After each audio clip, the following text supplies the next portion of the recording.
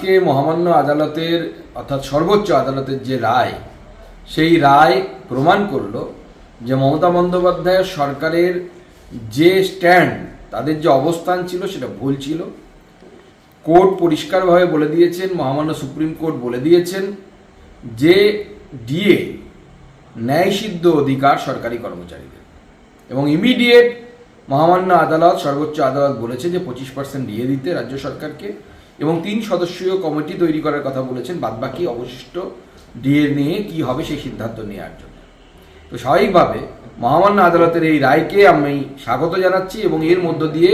আমাদের সরকারি কর্মীদের যে অধিকার, ডিএ পাওয়ার যে অধিকার, সেই অধিকার কিন্তু এই কোর্টের মহামান্য আদালতে, সর্বোচ্চ আদালতের রায়ে কিন্তু আরেকবার সুনিশ্চিত হলো।